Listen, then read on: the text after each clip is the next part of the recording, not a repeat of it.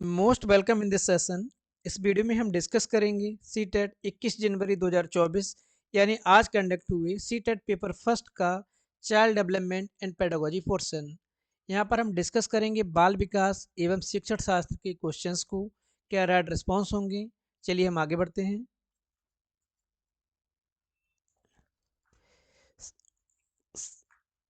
CDP section का हमारा first question है, ठीक। Which of the following would not be characterise as formative assessment. यहाँ पर रचनात्मक मूल्यांकन नहीं माना जाएगा किसको, ठीक है। फर्स्ट ऑप्शन है हमारा, एक आकलन एक छात्र के सीखने में गलत धारणाओं की पहचान करने के लिए प्रयोग किया जाता है। ऑप्शन सेकेंड, छात्रों के पूर्व ज्ञान को निर्धारित करने के लिए एक नई अवधारणा की शुरुआत में दिया गया आकलन। ऑप्शन थर्ड, छात्रों और शिक्षकों के को अग्रगामी प्रतिपुष्टि प्रदान करने के लिए कक्षा के दौरान दिया गया मूल्यांकन। ऑप्शन फोर्थ, एक मूल्यांकन कार्य जो मानदंड के एक मानक पैमाने के अनुसार छात्रों में तुलना करने में सहायक होता है। तो यहाँ पर जो रिस्पांस राइट होगा वो होगा ऑप्शन फोर्थ। ऑप्शन फोर्थ हमारा यहाँ पे राइट होगा। क्यों? देखो, जब हम बात करते हैं फॉर्मेटिव असेसमेंट की, ठीक है, फॉर्मेटिव असेसमेंट में हम टीचिंग लर्निंग प्रोसेस का एवेल्युएशन करते हैं, मतलब प्रोसेस का एवेल्युएशन करते हैं। वहाँ पर अगर कोई भी वीकनेस आती है, अगर हम कैंडिडेट या स्टूडेंट की वीकनेस को आइडेंटिफाई करते हैं, तो हम वहाँ पर उनमें चेंजेस करने की कोशिश करते हैं, रीजंस क्यों हैं, ना कि एक पैरामीटर सेट करने के बाद में हम उन दोनों में कंपेयर करेंगे। तो राइट रिस्पॉन्स क्या रहेगा? An assessment task that is helpful in comparing student as per a standard set of criteria. Next question हमारा सेकंड, यहाँ पे बात हो रही है हार्वर्ड गार्डनर की मल्टीपल इंटेलिजेंस की, कौन सा पेयर ठीक है, ठीक है।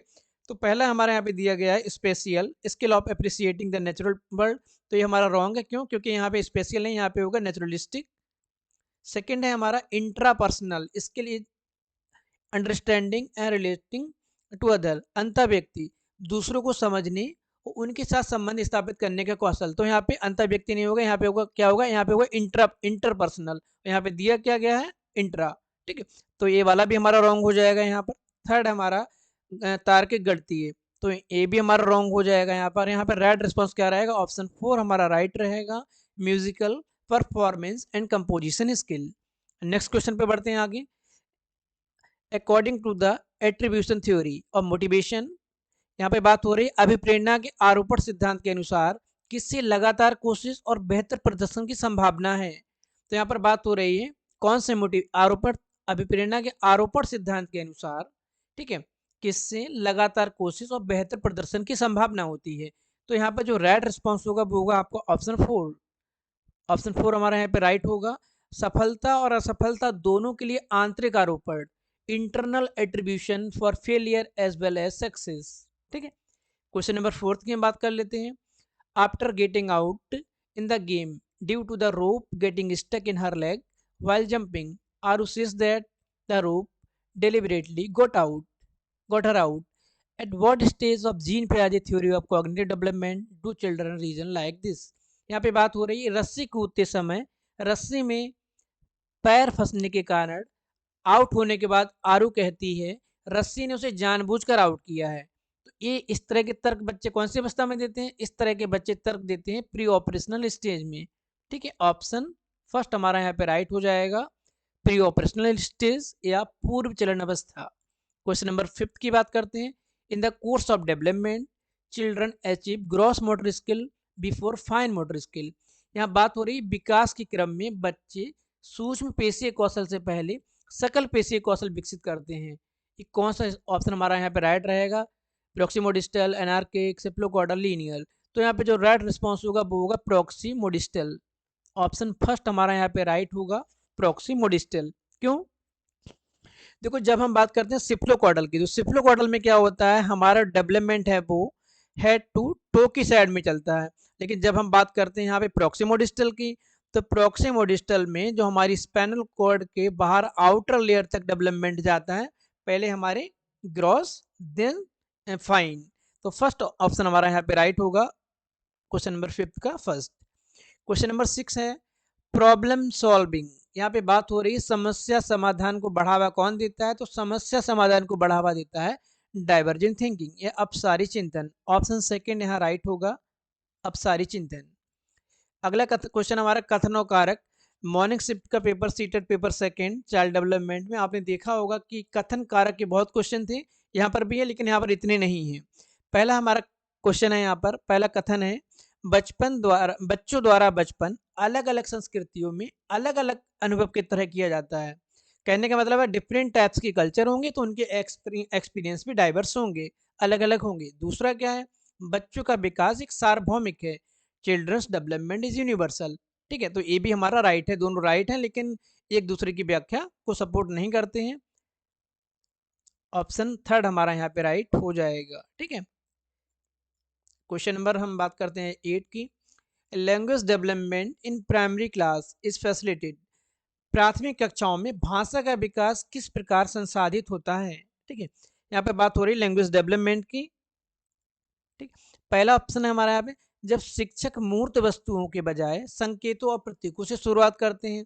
देखो जब हम बात करते हैं किसकी, लैंग्वेज डेवलपमेंट की, तो स्टार्टिंग में हम सिंबल्स और साइंस का यूज नहीं करेंगे जब तक बच्चे चीजों को समझेंगे नहीं। दूसरा ऑप्शन है, एक जब शिक्षक अमूर्त अवधारणाओं को संदर्भित करने के लिए ठोस उदाहरणों का उपयोग करते हैं। ठीक है, तो ये हमारा होगा यहाँ पे राइट रिस्पॉन्स ऑप्शन 2। ठीक है, when teacher use concrete example to refer up to abstract concept, जो अमूर्त वस्तुएं होती हैं उनको उनके कॉन्सेप्ट को क्लियर करने के लिए टीचर वहां पर कॉन्क्रीट वे में उनके एग्जाम्पल को प्रेजेंट करता है। 8 का 2। ठीक है, क्वेश्चन नंबर 9 पे हम बढ़ते हैं। प्रगतिशील कक्षा का प्रमुख सिद्धांत है, यहाँ पे बात हो रही है प्रिंसिपल ऑफ प्रोग्रेसिव एजुकेशन। ठीक है, मॉर्निंग शिफ्ट में भी आया है। ठीक है, और यहाँ पर प्रोग्रेसिव एजुकेशन का क्वेश्चन है। ठीक है, तो यहाँ पर बात हो रही है कि जो प्रगतिशील शिक्षा उसका कौन सा सिद्धांत नहीं है। ठीक, तो पहला है हमारा पाठ्यचर्या पूर्व निर्धारित और सार्वभौमिक होनी चाहिए, मतलब प्री डिटरमाइन और यूनिवर्सल। अगर प्री डिटरमाइन और यूनिवर्सल रहेगी तो फिर वहाँ पे प्रोग्रेसिव की बात कहाँ से आएगी। प्रोग्रेसिव का मतलब है कि कंडीशन और नेचर के अकॉर्डिंग या नीड के अकॉर्डिंग उसमें चेंजेस होते रहें और फ्लेक्सिबल रहे। ठीक है, अगला ऑप्शन है हमारा, छात्रों के सीखने को मापने के लिए मानकीकृत परीक्षण सबसे अच्छा तरीका होता है। ये भी हमारा यहाँ पे नहीं होगा। ठीक है, छात्रों को अपने शिक्षकों से ज्ञान का निष्क्रिय प्राप्त करना होना चाहिए। अगर एक्टिव वहाँ पे पैसिव पार्टिसिपेंट रहेंगे तो भी नॉलेज वो उसका प्रिंसिपल नहीं रहेगा। ठीक है, अगला रहेगा हमारा ऑप्शन 4 यहाँ पर, जो 9th का राइट रिस्पॉन्स होगा क्या, सीखना प्रमाणिक कार्यों पर आधारित होना चाहिए। Learning should be based on authentic task. 9th का 4। ठीक है, आगे बढ़ते हैं कथन कारक का। ठीक है, school curriculum should be reasonable space and value to learners cultural knowledge. विद्यालय पाठ्यक्रम में या पाठ्यचर्या में विद्यार्थियों के सांस्कृतिक ज्ञान को उचित स्थान और मूल्य देना चाहिए। राइट है। ठीक है, इसके बाद में सेकंड है हमारा, विद्यार्थियों को उनकी सांस्कृतिक पहचान को बनाए रखने के लिए समर्थन प्रदान करना सीखने की प्रक्रिया को सुगम बनाता है। ठीक है, तो यहाँ पर दोनों जो ऑप्शन है हमारे राइट हैं और दोनों एक दूसरे को सपोर्ट भी करते हैं। ऑप्शन सेकंड हमारा यहाँ पर राइट हो जाएगा। Question number 11, which of the following correctly describe intrinsic motivation. यहाँ आंतरिक अभिप्रेरणा की बात हो रही कि आंतरिक अभिप्रेरणा का एग्जाम्पल क्या है। तो आप सभी को मालूम है आंतरिक अभिप्रेरणा का मतलब क्या होता है, बच्चा इंटरनली मोटिवेट हो अंदर से। तो यहाँ पर हम ऑप्शन थर्ड को राइट लगाएंगे। ठीक है, ऑप्शन थर्ड हमारा होगा राइट। यहाँ पे अभिप्रेरणा जो कार्य के व्यक्तिगत आनंद से आती है, मतलब आप खुद से फील करते हैं मोटिवेशन को, इंटरनल मोटिवेशन। और एक्सटर्नल क्या, जो बाहरी एक्सटर्नल फोर्सेस होते हैं, बाहरी दिखावे को देखने के बाद अट्रैक्ट होते हैं, कुछ समय के लिए अट्रैक्ट रहते हैं, फिर हम वहाँ पे डिस्ट्रैक्ट हो जाते हैं। लेकिन जब हम इंटरनल मोटिवेट रहते हैं, हमारा एम रहता है फिक्स कि हमको गेन करना, तो हम वहाँ पे बहुत हाईली मोटिवेटेड रहते हैं। तो ऑप्शन थर्ड हमारा यहाँ पे राइट होगा 11 में। क्वेश्चन नंबर 12 की बात करते हैं। कौन सा कथन अधिगम के बारे में सत्य नहीं है, कौन सा स्टेटमेंट है लर्निंग को, ठीक है, सपोर्ट नहीं करता है। Learning as a product rather than a process. अधिगम एक प्रक्रिया नहीं अपितु एक उत्पाद है, तो ये हमारा यहाँ पर सपोर्ट नहीं करेगा। ठीक है, ऑप्शन राइट रहेगा हमारा 12 का ए।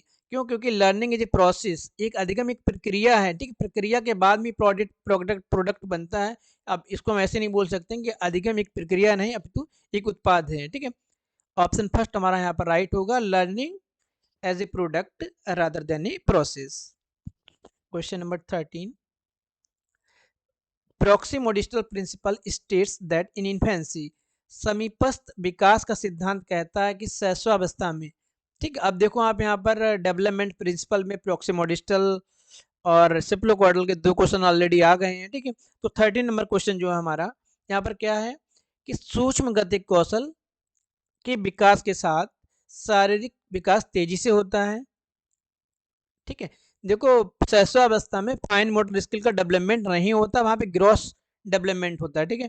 सेकंड, अंग और हाथों और पैरों की तुलना में तेजी से बढ़ते, तो ये होगा हमारा राइट रिस्पॉन्स यहाँ पर ऑप्शन 2, ठीक है।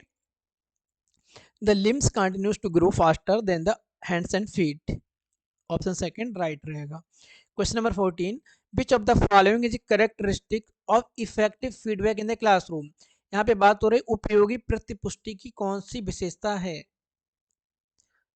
पहला है हमारा इट टाइमली एंड स्पेसिफिक, ये सामयिक और विशिष्ट होती है, ये कार्य के अंत में ही दी जाती है। देखो जब हम बात करते हैं फॉर्मेटिव असेसमेंट की, ठीक है, फॉर्मेटिव असेसमेंट में क्या होता है, टीचिंग लर्निंग प्रोसेस चल रही होती है, ड्यूरिंग टीचिंग लर्निंग प्रोसेस के दौरान हम बच्चे को कोई एग्जांपल दे रहे हैं और हम एट रैंडम बच्चे को वहाँ पे खड़ा करने के बाद में वहाँ से बच्चे से रिस्पॉन्स लेते हैं और बच्चा हमको वहाँ पे रिस्पॉन्स देता है कहाँ पे, कंटिन्यू वे प्रोसेस में। तो हम बच्चे को वहाँ फीडबैक देते हैं ना कि अच्छा बताया, ठीक बताया। तो यहाँ पर ये भी नहीं होगा कि एंड ऑफ द टास्क ही देना है। तो यहाँ पर एक क्या है, जो हमारा ऑप्शन थर्ड है कि व्यापक, ब्रॉड एंड जेनरिक, ये कभी भी यूज की जा सकती है, चाहे टीचर के लिए, चाहे स्टूडेंट के लिए, चाहे एंटायर प्रोसेस के लिए। तो ऑप्शन थर्ड हमारा राइट होगा यहाँ पे, ब्रॉड एंड जेनरिक, व्यापक और सामान्य। क्वेश्चन नंबर 15, यहाँ पे बात हो रही है डिसलेक्सिया की, मॉर्निंग में भी डिसलेक्सिया का क्वेश्चन आया है, ठीक है। पठन वैकल्य की एक विशिष्ट विशेषता कौन सी है। तो यहाँ पर ऑप्शन थर्ड हमारा राइट हो जाएगा, ठीक है, difficulty in phonological processing, option third यहाँ पे राइट हो जाएगा। आगे बढ़ते हैं, question number 16, according to the Kohlberg's theory of moral development, at what stage are children self centred and see their own benefit in doing something. Kohlberg के नैतिक विकास के अनुसार बच्चे आत्म केंद्रित होते हैं, किसी कार्य को करने में अपना ही लाभ देखते हैं, ठीक है। तो क्वेश्चन नंबर 16 का जो राइट रिस्पॉन्स हमारा होगा, ये भी सीधा क्वेश्चन है, ठीक है, second stage of first level, option third हमारा यहाँ पे राइट होगा, पहले स्तर के दूसरे चरण में। क्वेश्चन नंबर 17 की हम बात करते हैं, यहाँ पे बात हो रही है आलम्बन या पाड़ देना या स्केप फोल्डिंग के एग्जाम्पल कौन है। तो बोलकर सोचो, स्केप फोल्डिंग का एग्जाम्पल है यहाँ पर, ठीक है।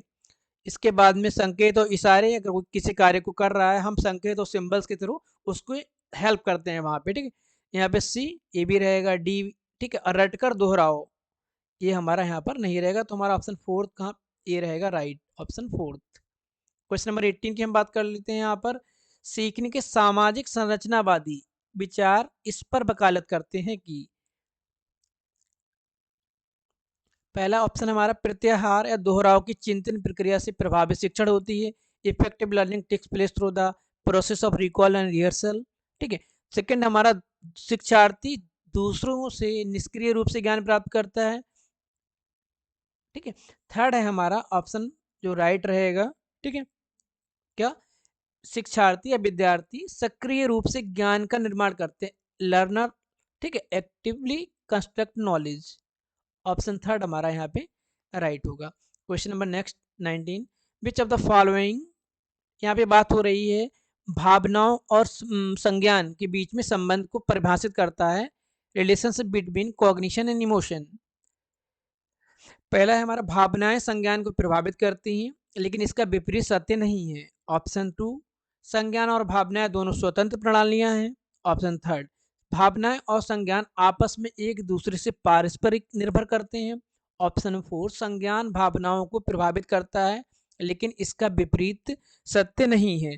तो यहाँ पर क्या, ऑप्शन थर्ड हमारा राइट होगा, इमोशन एंड, ठीक है, cognition are independent on each other, भावनाएं और संज्ञान एक दूसरे पर पारस्परिक रूप से निर्भर करते हैं, ऑप्शन थर्ड हमारा यहाँ पर राइट हो जाएगा। क्वेश्चन नंबर 20 की बात कर लेते हैं, कथन कारक फिर से, ठीक है। पहला है हमारा लॉरेंस कोहलबर्ग के नैतिक विकास के सिद्धांत में बच्चों को उनके कार्य परिणाम के आधार पर अच्छा या बुरा समझने, ठीक है, इस समझ पर पहुंचते नियम और कानून नम्य हैं और बदले जा सकते हैं, ठीक है, ऑप्शन आर है यहाँ पे कारण। लॉरेंस कोहलबर्ग का तर्क है नैतिक विकास क्रमिक चरणों में होता है, ठीक है। तो यहाँ पर जो हमारा राइट रिस्पॉन्स हो जाएगा, ठीक है,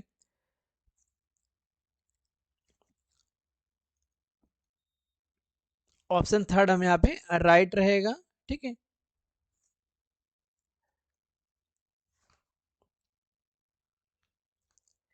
नेक्स्ट क्वेश्चन पे बढ़ते हैं आगे। 21 as per Jean Piaget theory of cognitive development, यहाँ पे बात हो रही है डिस्टिंग्विश करना है किसको, कॉन्क्रीट ऑपरेशनल स्टेज और प्री ऑपरेशनल स्टेज में। तो यहाँ पर हो जाएगा ऑप्शन थर्ड हमारा राइट, डिसेंटरिंग विकेंद्रण, ठीक है। ये है हमारा कौन से का, ये है हमारा, और ठीक है, दोनों हैं हमारे,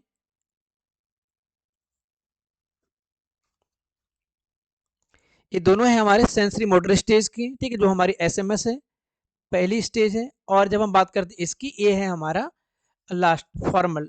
और जो हमारा विकेंद्रण बचता है, ये बचता है किसका, ये बचता है कॉन्क्रीट ऑपरेशनल स्टेज, ठीक है। तो ऑप्शन थर्ड हमारे यहाँ राइट होगा। आगे बढ़ते हैं, क्वेश्चन नंबर 22। यहाँ पे बात हो रही है समावेशी शिक्षा के बारे में, कौन सा कथन सत्य नहीं है, ठीक है। निश्चित पाठ्यचर्या और मानक मूल्यांकन के आसपास ही एक समावेशी कक्षा का एक केंद्र होता है। ऑप्शन सेकंड है समावेशी शिक्षण का अर्थ है ऐसे तरीकों से शिक्षण करना जो बहिष्कृत ना करे, ये राइट है, ठीक है। समावेशी शिक्षण का अर्थ उस शिक्षा शास्त्र को अपनाना जो सभी बच्चों की आवश्यकताओं को समर्थन करता है, ठीक है। समावेशी शिक्षा भाषा शैली में अंतर को समायोजित करती है और बढ़ावा देती है, ठीक है। तो यहाँ पर 22 में जो राइट रिस्पॉन्स होगा वो क्या होगा हमारा, वन, पहला वाला जो है वो सपोर्ट नहीं करता है इंक्लूसिव एजुकेशन को। तो राइट, नंबर वन राइट रहेगा। An inclusive classroom centre around fix curriculum and standard assessment, flexibility रहेगी वहाँ क्योंकि बच्चे वहाँ वेरियस बैकग्राउंड के हैं। आगे बढ़ते हैं, 23 reasoning thinking and problem solving, यहाँ पे बात हो रही है चिंतन तर्क समस्या समाधान, आप लोग समझ सकते हैं ये है कॉग्निटिव जोन से। ऑप्शन थर्ड राइट रहेगा। क्वेश्चन नंबर नेक्स्ट हमारा 24, निम्न में से किस प्रकार के प्रश्न एक छात्र की जानकारी का गंभीर रूप से मूल्यांकन करने की योग्यता का आकलन करने में मदद करते हैं। यहाँ पे बात हो रही है क्या, type of questions can help assess students ability to evaluate information critically. तो यहाँ पर बात हो रही है कि किस तरह से हम बच्चे के जो प्रश्न होते हैं, ठीक है, उन जानकारी गंभीर रूप से मूल्यांकन करने की योग्यता का आकलन करते हैं। तो यहाँ पर जो राइट रिस्पॉन्स रहेगा वो क्या रहेगा, देखो जब हम सारांश मांगते हैं, और यहाँ पे रहेगा ऑप्शन थर्ड हमारा राइट। वे प्रश्न जो छात्र के व्यक्तिगत राय पूछते, question that ask the students personal opinion. Question number next है हमारा 25, while divergent thinking convergent thinking, यहाँ पे बात हो रही है अपसारी चिंतन और अभिसारी चिंतन, ठीक है। तो यहाँ पर इनकरेज मल्टीपल आंसर, ये किसमें होता है, डाइवर्जेंट थिंकिंग में, ठीक है। और फिक्स्ड वन करेक्ट सोल्यूशन, ये है हमारा कन्वर्जेंट का। तो हमारा ऑप्शन सेकंड यहाँ पे राइट होगा। कई उत्तरों को प्रोत्साहित करना, एक सही समाधान पर स्थिर करना। क्वेश्चन नंबर 26, बाइगोस्की के प्रस्तावित करते हैं बच्चों में स्वनियमन के लिए महत्वपूर्ण, सेल्फ रेगुलेट करने के लिए क्या महत्वपूर्ण है, इनर स्पीच, ठीक है, निजी बाग। ऑप्शन थर्ड राइट होगा। क्वेश्चन नंबर 27, या फिर से इंक्लूसिव का है, वंचित वर्गों से संबंधित विद्यार्थियों के समावेशन के लिए, ठीक है। ऑप्शन फर्स्ट हमारा समान क्षमताओं के आधार पर बच्चों को समूह में विभाजित करना चाहिए, विविध परंपराओं के प्रति जागरूकता, संवेदनशीलता को बढ़ाना चाहिए, पहचान आधारित रूढ़ियों को प्रमाणित और प्रोत्साहित करना चाहिए, सामाजिक संबद्धता के आधार पर कक्षा में अलगाव स्थापित करना चाहिए। तो यहाँ पर हमारा जो राइट रिस्पॉन्स होगा क्या होगा, अवेयरनेस एंड, ऑप्शन सेकंड ये राइट रहेगा क्या, विविध परंपराओं के प्रति जागरूक रहना और संवेदनशीलता को बढ़ाना। ऑप्शन सेकंड यहाँ हो जाएगा राइट। क्वेश्चन नंबर नेक्स्ट 28, कक्षा में खेल प्रतियोगिता में हिस्सा लेते समय तनुज अपने दोस्त से कहता है भाला फेंकने से पहले भाला फेंकने में हिस्सा लेगी और रस्सी कूदने में उसकी बहन हिस्सा ले सकती है क्योंकि लड़की लड़की और लड़कियां भाला नहीं फेंक सकती हैं। ये किसको दर्शाता है वहां पर, ठीक है। तो ये दर्शाता है किसको, जेंडर स्टेरियोटाइप को या जेंडर रूढ़िवादिता। ऑप्शन फर्स्ट हमारा यहाँ पे राइट हो जाएगा, ठीक है। नेक्स्ट क्वेश्चन 29, यहाँ पे बात हो रही है इम्पेयरमेंट और डिसेबिलिटी की। तो यहाँ पर जो इम्पेयरमेंट है, इम्पेयरमेंट यहाँ पर क्या, इम्पेयरमेंट या हिंदी में बोलते बाधिता और अक्षमता। तो ऑप्शन 2 यहाँ पर हमारा राइट होगा, बायोलॉजिकल और फंक्शनल। जब हम इम्पेयरमेंट की बात करते हैं, इम्पेयरमेंट किसी ऑर्गन में प्रॉब्लम है, वो ऑर्गन हमारा किसी डिजीज की वजह से प्रॉब्लम हो सकती है, बाई बर्थ हो सकती है। उस ऑर्गन में प्रॉब्लम होने की वजह से हम जिस काम को करने में अक्षम होते हैं, उस ऑर्गन की वजह से हम उस कार्य को नहीं कर पाते, तो वो वहाँ पे होती है फंक्शनल। तो ऑप्शन सेकंड यहाँ पे राइट रहेगा। क्वेश्चन नंबर 30 है यहाँ पर 30 नंबर। शिक्षार्थी जो पहले से जानते हैं उसके आधार पर ज्ञान का निर्माण करते हैं।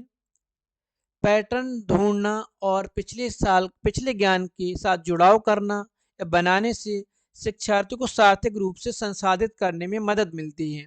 ठीक है, तो यहाँ पे कथन और कारक का क्वेश्चन है। इसमें क्या है, देखो दोनों सही हैं। क्या कि हमारा जो प्रीवियस नॉलेज होती है वो ज्ञान को एक आधार देते हैं, एक बेस देते हैं, और पिछले ज्ञान के साथ में हम नए ज्ञान को फिक्स करते जाते हैं जो हमको आगे प्रोसेस करने में मदद करती है। तो ये है हमारा ऑप्शन 2। तो इस वीडियो में हमने डिस्कस करें सीडीपी पोर्शन के 30 क्वेश्चंस। होप जो आंसर की आएगी फाइनली आपको मैच करेंगे। एक दो क्वेश्चंस आपके आगे पीछे हो सकते हैं, जैसे कोहल वर्ग का क्वेश्चन है, ठीक है, उसमें थोड़ा कन्फ्यूजन है। बाकी मैक्सिमम क्वेश्चन आपके जो हैं यही रिस्पॉन्स आपको फाइनल आंसर शीट में मिलेंगे। कोई कन्फ्यूजन, कोई प्रॉब्लम तो आप लोग कमेंट और सजेशन दे सकते हैं, और वीडियो के लास्ट में अपने राइट रिस्पॉन्सेस को मेंशन करिएगा। Thank you.